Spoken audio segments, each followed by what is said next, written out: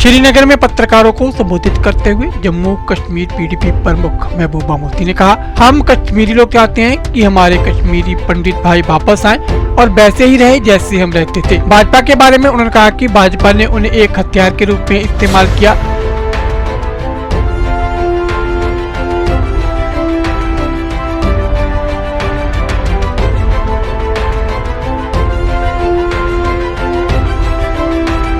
आपके बहुत ही नजदीकी दोस्त थे, करीबी दोस्त थे, और इनका कमाल देखिए कि इतने बुरे हालात के बावजूद ये यहाँ टिके रहे, यहाँ रहे और यहाँ अपनी जिंदगी सारी गुजार दी। तो ये तो क्योंकि मतलब जिस तरह जम्मू कश्मीर के लोगों को बदनाम किया जाता है पूरे मुल्क में, फिल्में बनाई जाती हैं, तो मेरे ख्याल में उन फिल्मों का जवाब है इनका यहाँ रहना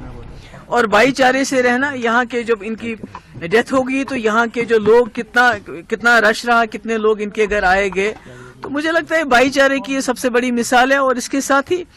जो हमारे कश्मीरी पंडित भाई बहन है जो बहुत मुश्किल हालात में जहाँ जम्मू में या कहीं रह रहे हैं, तो मुझे लगता है उनके सरकार हो या महबूबा मुफ्ती हो या कोई और हो या बीजेपी की सरकार हो, मुझे लगता है उनको यहाँ आके सेटल होने में किसी की मदद की जरूरत नहीं है। हम कश्मीरी लोग जो हैं, जो आम कश्मीरी है, वो चाहते हैं हमारे कश्मीरी पंडित वापस आए और जिस तरह हम रहते थे बहुत खूबसूरत जगह होती थी। मतलब जब मिलजुल के आप रहते हैं, कश्मीरी भी है, पंडित भी है, सरदार भी है, बुद्धिस्ट भी है, क्रिश्चियन भी है, मुसलमान भी है, तो उसकी एक अपनी शक्ल होती है। तो उनका मैं समझती हूँ रोशन लाल जी का यहाँ इन हालात में रहना,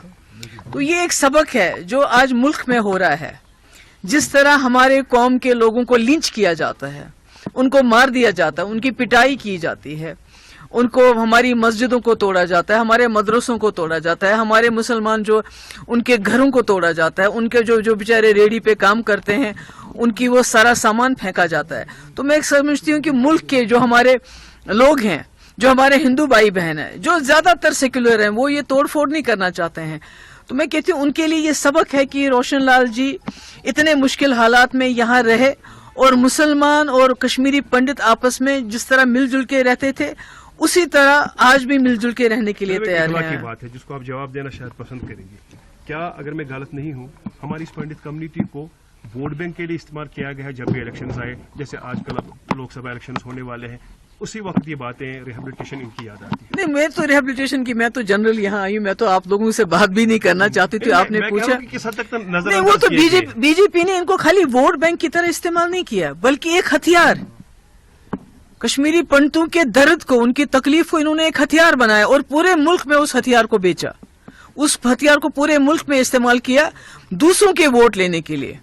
हमारे कश्मीरी पंडित भाई, उनके वोट तो बहुत ज्यादा नहीं है, मगर उनके दर्द को, उनकी तकलीफ को बीजेपी ने घर घर जगह जगह जाके हथियार की तरह इस्तेमाल किया, मगर और उनके लिए कुछ भी नहीं किया। लेकिन समझ आ गया है, अगर आपको याद है इन सालों में जब से यहाँ बीजेपी की सरकार डायरेक्टली बनी है, जो कश्मीरी पंडित लोग यहाँ रहते भी थे वो भी यहाँ से छोड़ के चले गए, ऐसे हालात बन गए।